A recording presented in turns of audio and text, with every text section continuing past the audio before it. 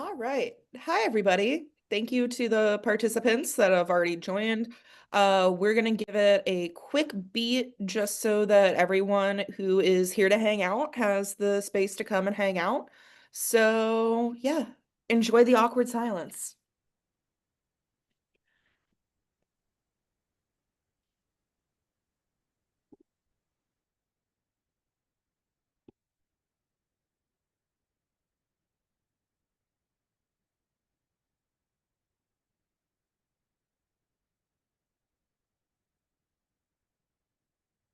This is when we could use elevator music.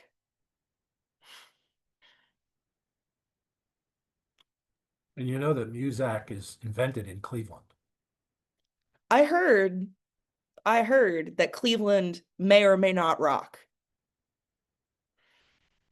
Sources say Cleveland, in fact, rocks. If you were at the Guardians game last night, it rocked. Oh, I bet. I'm already working on getting playoff tickets for myself.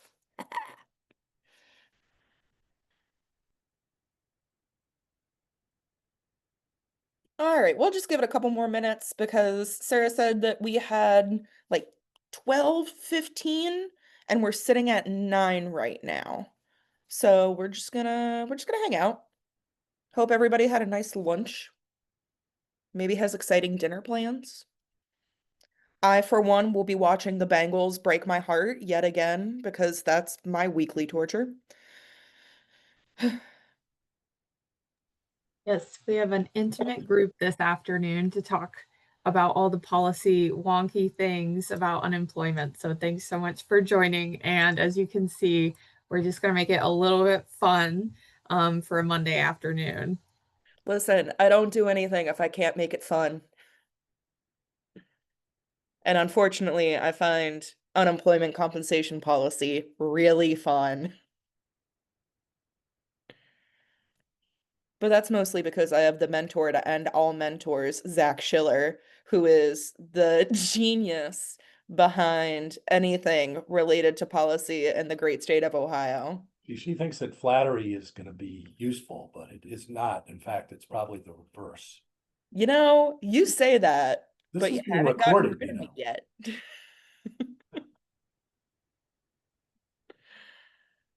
All right. Thank you to the 11 people that are in.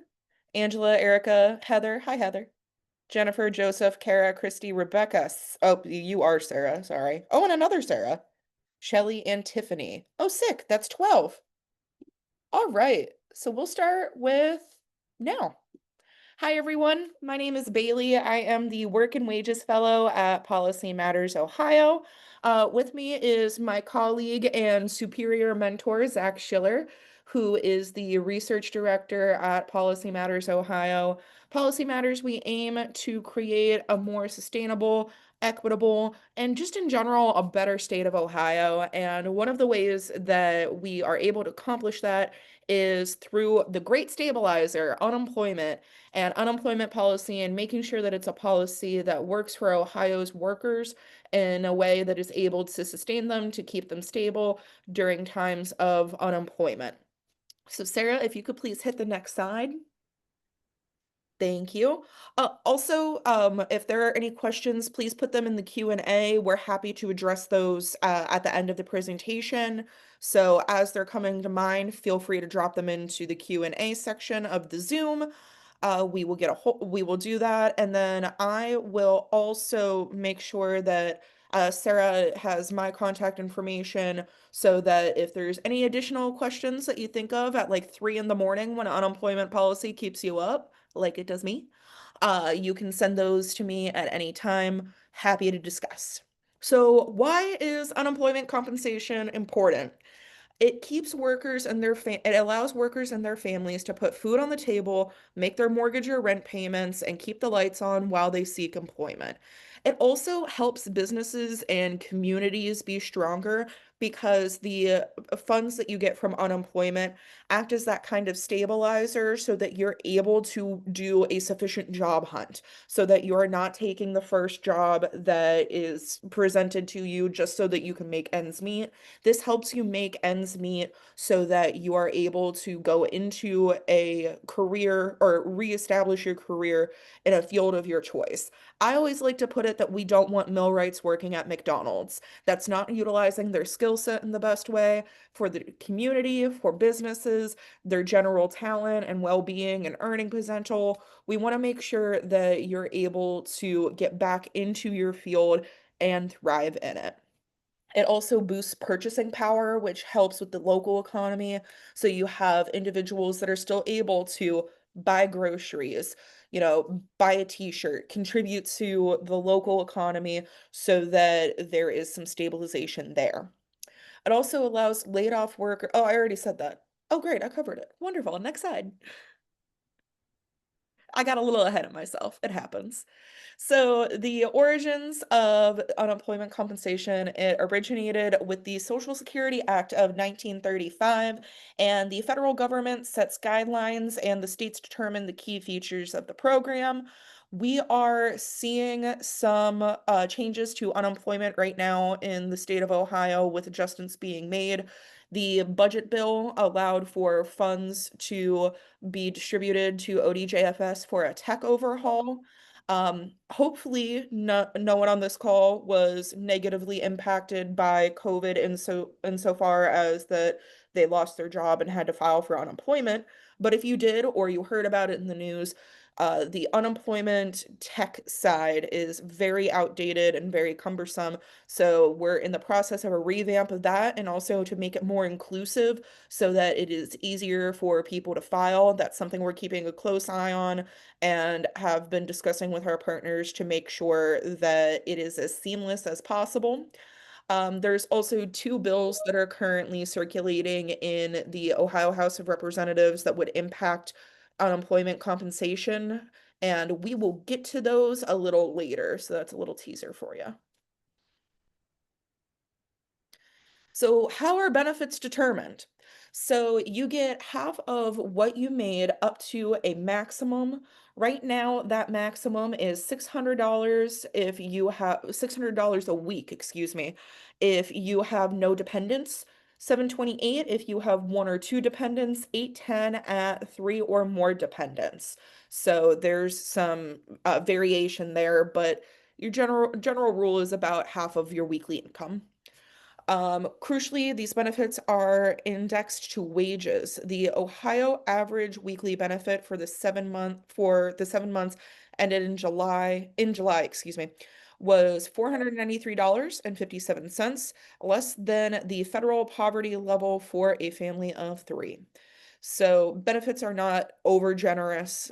They are actually in line with the majority of states throughout the country. So Ohio is kind of sitting almost right in the middle there. I love how the graphics are transitioning. I didn't realize that that was a thing, but it's amusing me. So, like I said, benefits in Ohio are not excessively generous. Benefits are close but below the national average as a share of wages since 2010. And Ohioans are on unemployment for less time than the rest of the country. Ohioans are on for about 13.8 weeks versus 15.3 weeks nationally. And far fewer Ohioans exhaust their benefits compared to the rest of the United States as a whole. We rank 42nd with just over a quarter of claimants doing so. So, as my esteemed colleague Zach likes to say, individuals are not just sitting on the couch and drinking beer. They want to go back and work. They are re-entering the workforce, and that this is meant to be that bridge for the gap between employment and unemployment.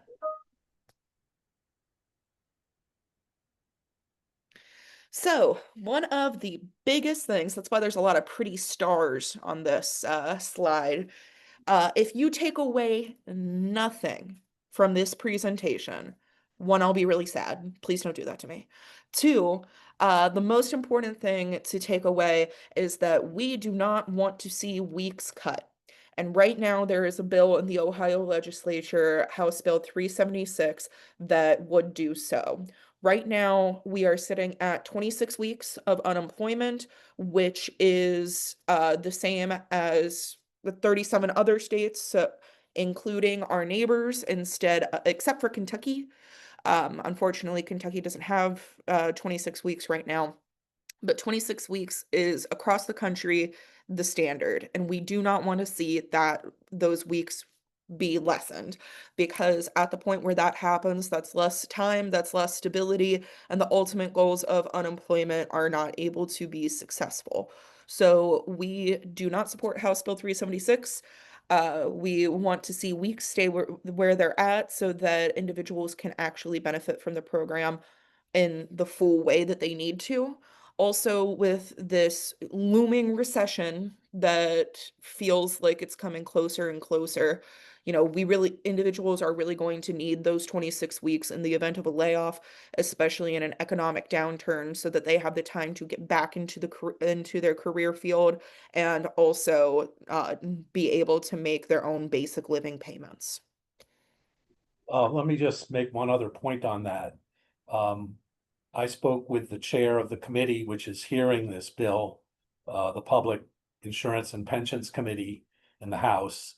And he anticipates that there will be sponsor testimony on House Bill 376, probably in October, maybe in the next couple of weeks. Whether there will be additional testimony is uncertain. If there is, then particularly if it goes to a third hearing, but even a second, we're eager for people to participate in that process. And also, while we're taking a beat really quick, Angela asked a question in the Q&A. They asked, is unemployment compensation taxed? If I am understanding your question correctly, Angela, yes, whatever benefits you receive, you do have to have taxes taken out of that. If I am misunderstanding your question, if you could please clarify in the Q&A and we can circle back. But thank you for your question. That was a Reagan era development. And we did manage in Ohio, and I've kind of lost track of it, but I believe while you are, as Bailey said, able to have federal tax taken out, you couldn't have state tax taken out. So we actually got, I believe that if they aren't now, they should soon be able to take state tax out unless that was further delayed. So for what it's worth. Yep. Yeah, I always say that somehow everything comes back to Ronald Reagan. So another issue with unemployment is too few individuals are getting unemployment. There is a lower share of unemployed workers getting benefits in Ohio than in the rest of the country. We're looking at 21.1% versus 26.6%. So what does that actually break down to? So in order to qualify, Ohioans have to earn an average of $338 a week for at least 20 weeks. This makes many low-wage workers ineligible, and a minimum wage worker working 30 hours a week would not qualify in Ohio for unemployment. There is more than 800,000 workers in Ohio that are not getting paid enough to qualify as it stands. That's an issue because this is what unemployment was meant for, to support individuals and those that are contributing to the economy through their work.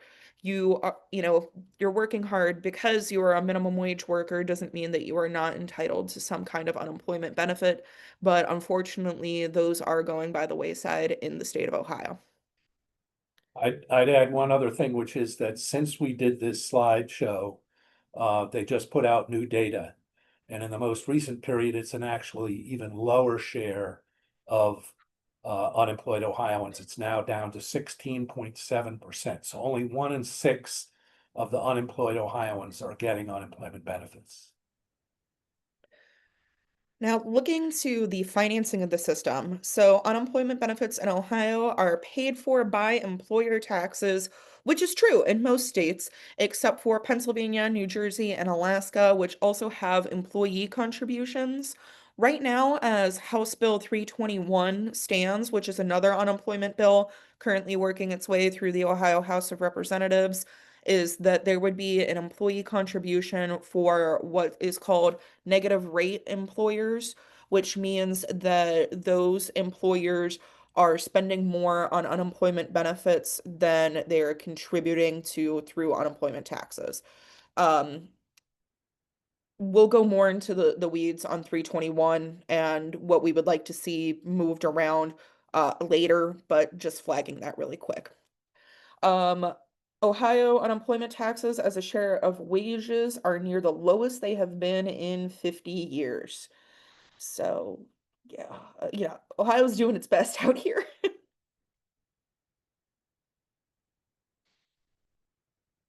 Some tax info. This is where Zach truly shines, so I am sure that he is going to want to chime in. Employers are taxed only on the first $9,000 in wages. That's called the taxable wage base, or TWB, as you might hear it, per worker. And that is the same as it was 30 years ago.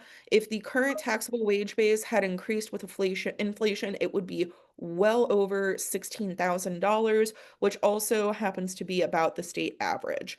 So essentially what that means is that we are not you want a broad tax base so that you're able to reap in more money. And unfortunately, because our taxable wage base is so low, that has contributed to the lack of solvency for our unemployment system. The reason why that's bad is because we don't want to have to borrow money from the federal government in the event of increased unemployment. Again, looking to COVID, we had to borrow money from the government in order to stabilize our unemployment system to actually pay out to stabilize the workers. So, achieving unemployment solvency, or solvency for the unemployment system, I should say, is something that is currently being debated in the legislature and that we have played an active role in those discussions. And because, like I said, this is where Zach shines, I will let him also jump in with anything. Well, you've mostly covered it. I guess I like to use one other example here often, which is we mentioned that unemployment compensation started out at the same time as Social Security. Mhm. And when they both started out in the 1930s, the same amount of wages was taxed for Social Security as for unemployment compensation. You may know that this year we are taxing the first $176,100 of your wages for Social Security, and that is in fact lower than it should be. As you may know, there's a debate over whether we should uncap it altogether, but nevertheless, we are taxing almost 20 times as much in wages for Social Security as we are for unemployment. So the notion that we couldn't do this, there are a number of states that tax $30,000, $40,000, $50,000. And you can have lower tax rates if you have a higher wage base. But this is a regressive tax because you make $9,000 or you make 90,000 or 900,000, you're still just being taxed on that 9,000. So, and what most economists would tell you is that even though in Ohio you don't see money being taken out on your pay stub, in fact, that's what's happening. Your wages are lower because unemployment is being paid. And so it's a regressive tax. And so that's another reason beyond the stability of the fund why having such a low taxable wage base is, something ought to be changed.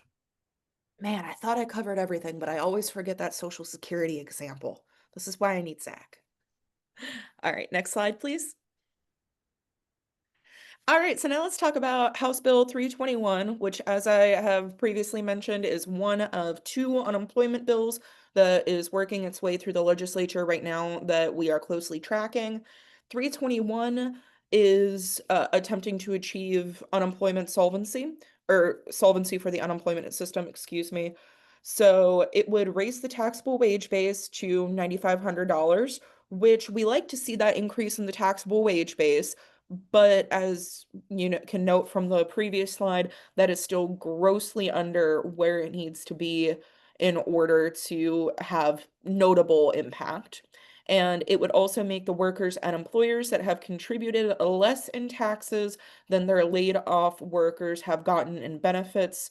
It would have them contribute to the fund, which I had previously mentioned. Those are the two big highlights of the bill.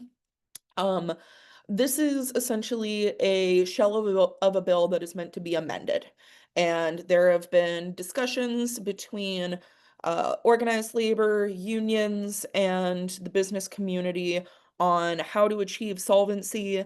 And essentially, they're using House Bill 321 as the vehicle for that. So it is meant to be debated, amended, changed, and hopefully we will see it move in a direction that we would like to see, especially by not cutting weeks, because that is, again, the number one thing.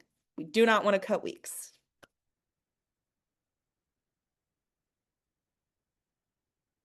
So some recommendations that we have made for House Bill 325. Again, that 9,500 is way too low. We want to see that come up. There are other flaws in financing the system that need to be remedied. A broader worker contribution than the one that the bill suggests, in that the one in the bill may be reasonable. So that would be all employees are contributing to the unemployment system, a small portion of their paycheck, versus it just being an employer tax. However, what's important is that if you contribute to it, then you should be eligible for the benefits. As we previously said, there are hundreds of thousands of Ohioans that are currently ineligible for unemployment compensation. Obviously, we do not want people that are not able to benefit from the system to contribute to the system. If you're paying into the system, then you should be able to reap the benefits of the system. Excuse me. Um, so that is something that we would like to see to hopefully achieve solvency. And then yes, so employee contribution should only begin on wages over the minimum qualifying amount, which this year would be $6,760, and adjust annually based on the minimum.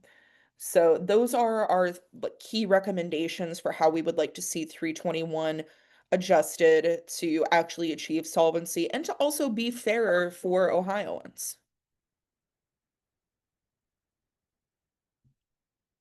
Some miscellaneous information. Will Ohioans get the 900 million in federal unemployment benefits that Governor DeWine cut off 10 weeks early in 2021? Great question. I don't know. Courts have ruled so far that he was wrong and that they should get the additional $300 a week. Research showed that the governor's reasoning was faulty, and the benefits were not keeping workers from going back to work. Ultimately, the Ohio Supreme Court will make the decision, so this is kind of a to be determined, but it is good information to know because there is money still floating out there that Ohioans are entitled to, and we would like to see the governor act on that. I think we only have a couple more slides. We're breezing. We're breezing. So the state budget bill created a 2-year fee for employers to pay that would help finance the new IT system that ODJFS has commissioned. I mentioned this earlier before, the tech issues were really exacerbated by the COVID-19 pandemic, and that put a significant strain on the unemployment system itself, the technology backing the unemployment system, and also workers at ODJFS. So we are hopeful that this tech overhaul that we're monitoring will update the system in a way that is both inclusive and also streamlines the whole process so that individuals are able to receive their benefits easier. And hopefully there will be less delay. There will be fewer delays, and also fewer cases of fraud would be pretty nice.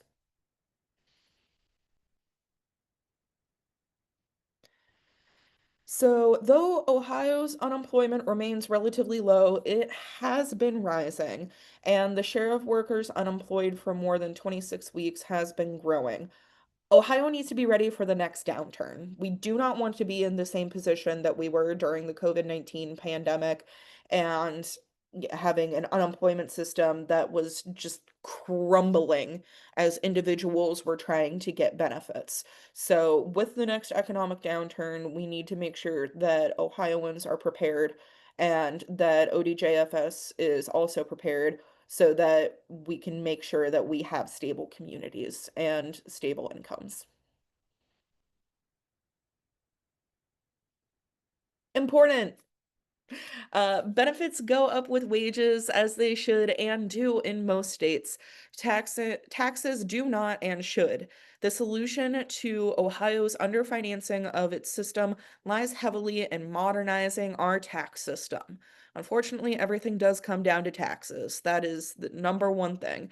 And making sure that we have a modernized tax system will ultimately benefit workers because of stabilizing the unemployment system and also ensuring that corporate giants and billionaires aren't getting the massive tax breaks. So it really comes down to taxes at the end of the day and not cutting weeks. Those are two big takeaways. I believe that is our last slide. Am I correct, Sarah? Yes, that's the last slide. Wonderful. I would like to invite again Zach Schiller in his infinite wisdom, if he would like to chime in with anything before we open up again with a Q or with questions.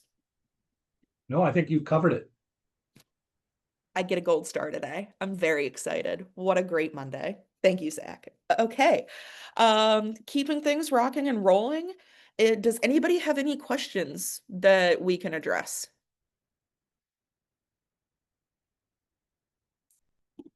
I got the Q&A open, so I am ready.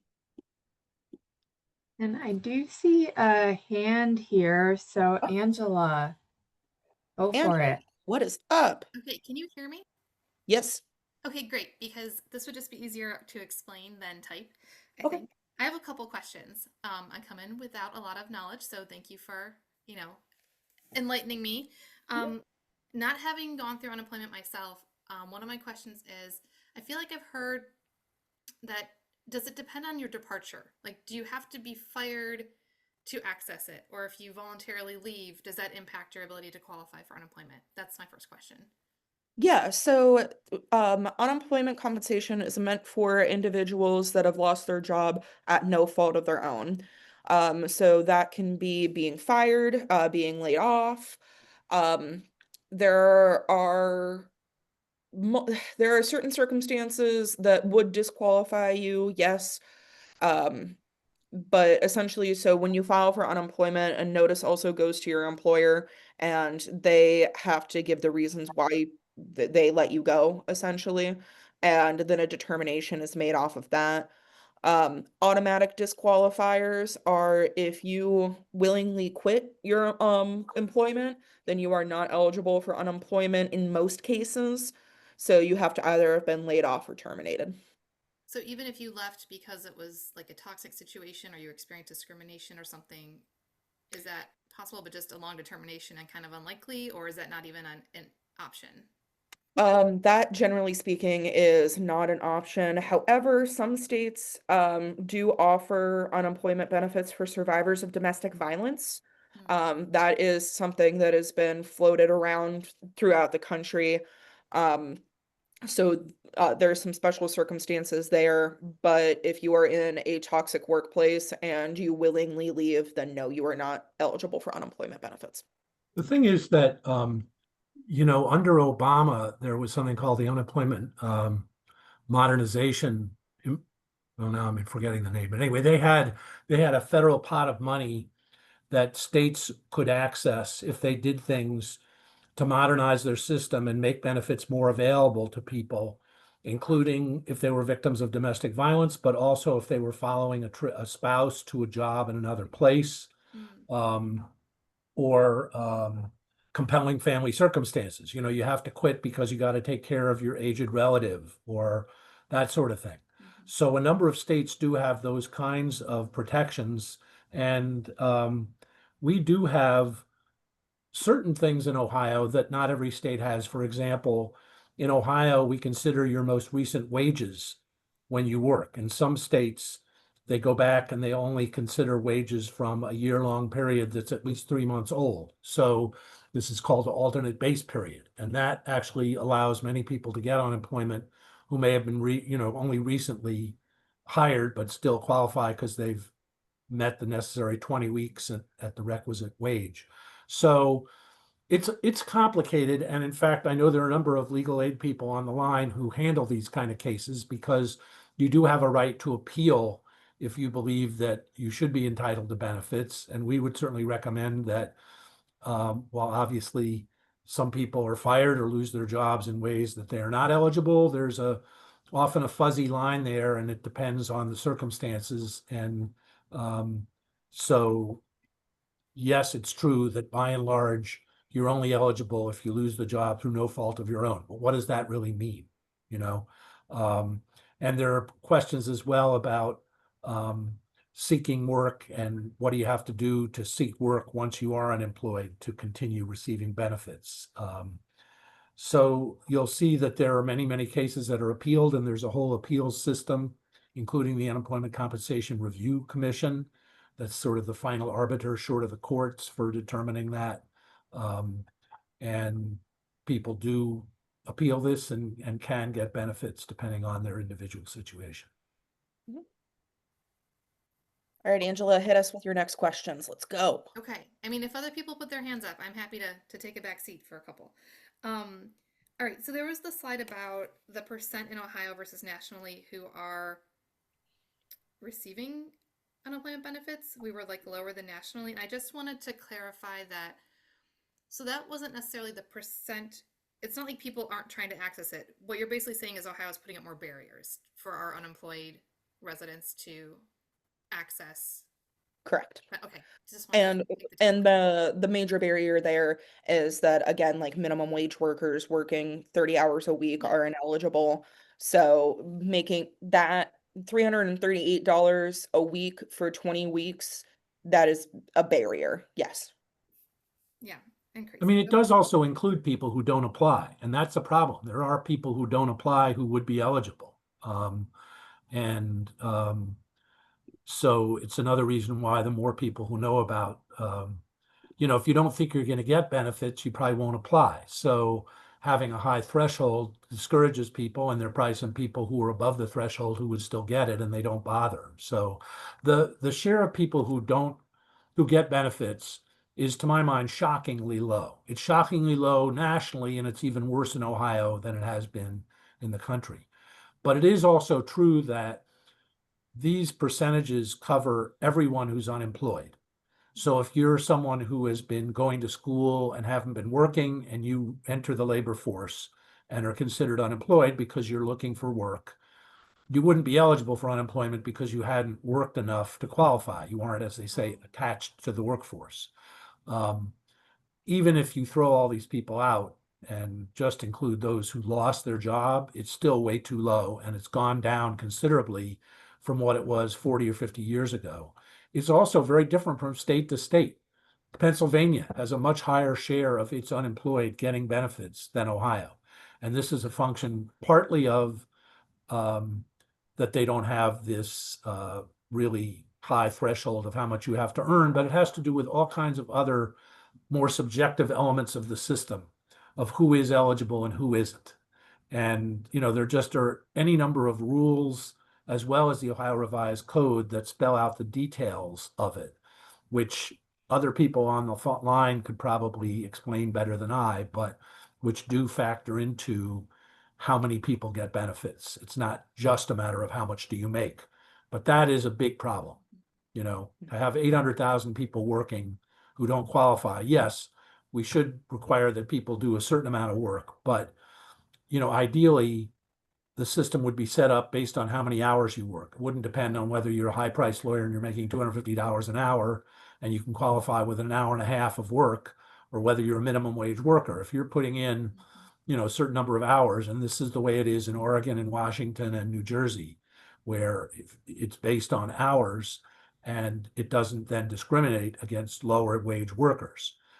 We haven't sought that because we haven't thought that was very likely, but we at the very least would like to see that minimum reduced somewhat, so that we aren't, one of the 2 or 3 states with the highest amount that you have to earn. And, in a lot of these places, 30 hours a week is a full-time job in much of the retail industry. And we're not talking here about people who are, just working a few hours a week in order to get some, money to go to the bar, this is a regular, Ohio employers depend on part-time workers. There are a million of them in Ohio. So why aren't a lot of these folks able to get unemployment? It's a disgrace. Mhm.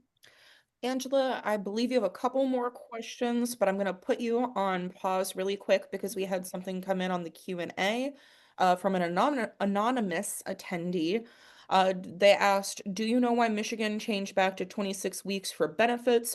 Could that help with our argument to keep the 26 weeks here in Ohio? That is an argument that we have been using, that one of our neighbor states went back up to 26 weeks because they recognize that need to have that kind of on-ramp. So yes, that is one of the arguments that we have been doing. Also, we all know that Ohio is better than Michigan, so we can't have Michigan outperform us even in unemployment. Can't have that. They just passed that last year in Yeah. Michigan, returned to 26 weeks. And I think it's probably already effective. I'm not sure exactly what the effective date of that, but I'm sure it must already be because it was passed, I think, in December of last year. Mhm. Angela, if you have any other questions, the floor is back over to you. Thanks. I think that Zach answered it, but I did want to ask about where Ohio was relative to other states as far as having this minimum to qualify. Like how many states had something like that? And it sounds like you said we're one of the 2 or 3 highest minimum, and how many states like don't even have a minimum?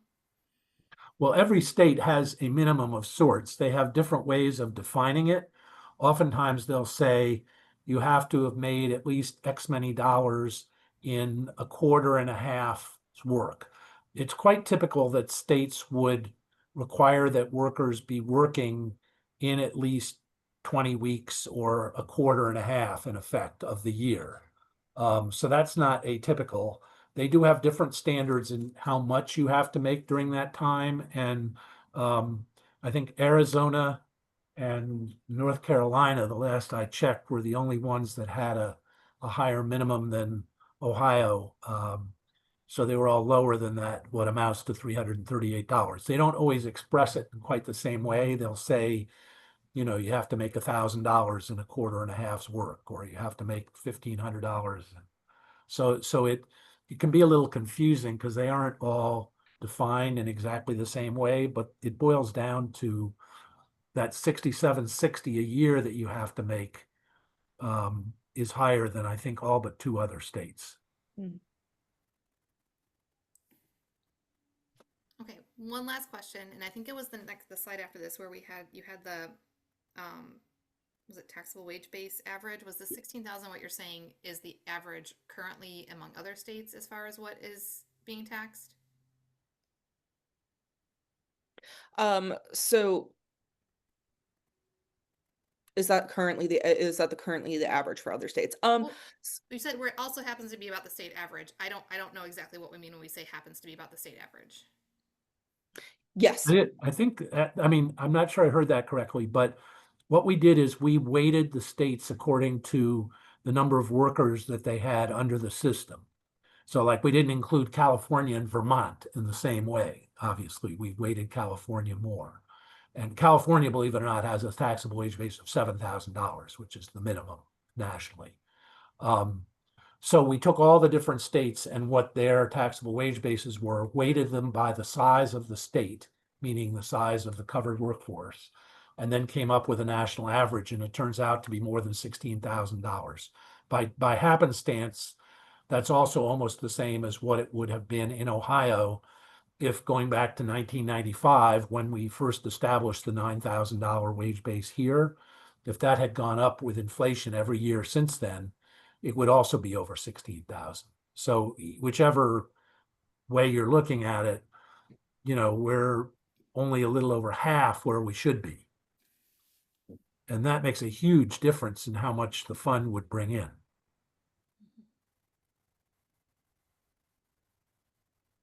Thank you. Sounds like you should be in the unemployment insurance field.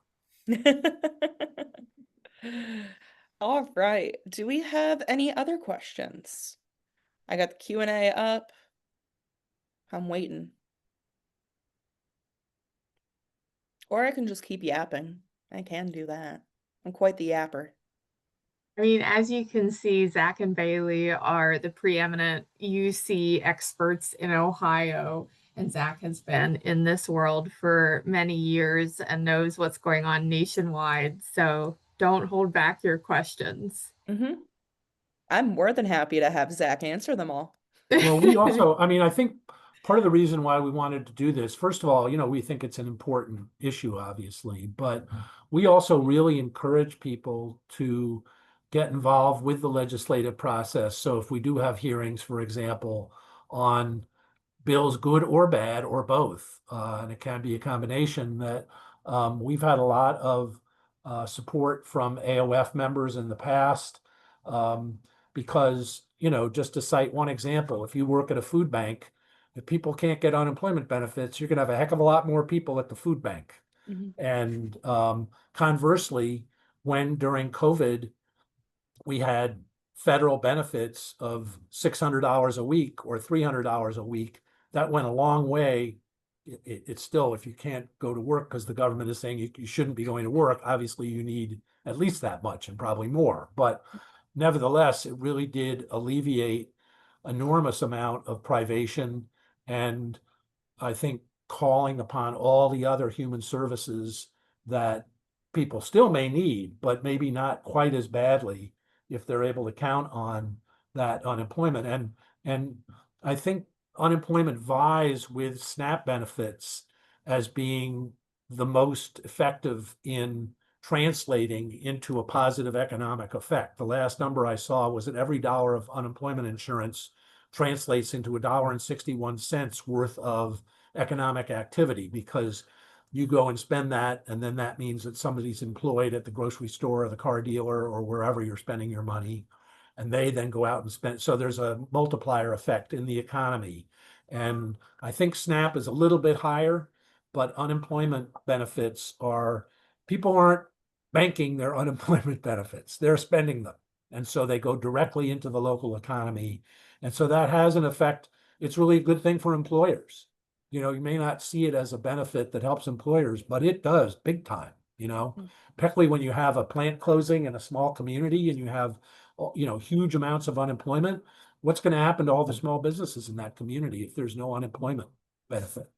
So it really is beyond what Bailey already said about allowing people the time to find jobs that match their skills, which is also beneficial not just to the worker, but to the employers, because they're not seeing those skills go unused. They're able to find people who do have the skills that they need. So the unemployment system is not, while certainly it's crucial for workers, it's also beneficial to employers. And we would hope that there would be more recognition of that by employers and by people in general, because this isn't some handout, Everybody who's getting the benefit has worked, and in fact worked a lot.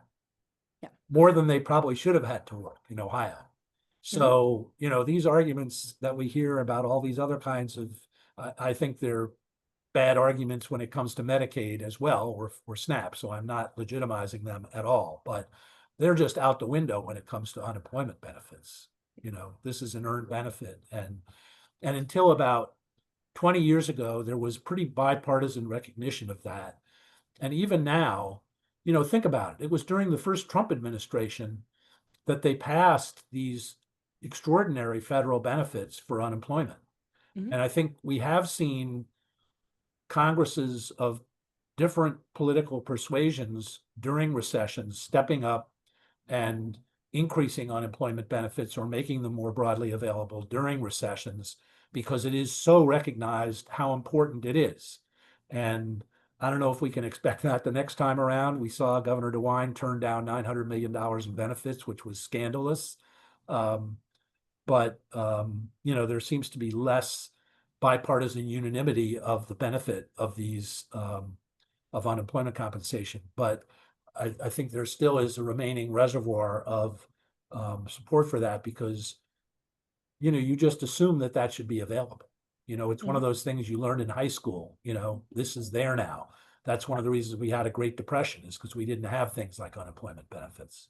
So, you know, this narrative, I don't know if we need to repeat it more now, because you wouldn't think so, given that we had 2 million Ohioans getting benefits just a few years ago. You know, this isn't a foreign system that most people have never used, quite the contrary.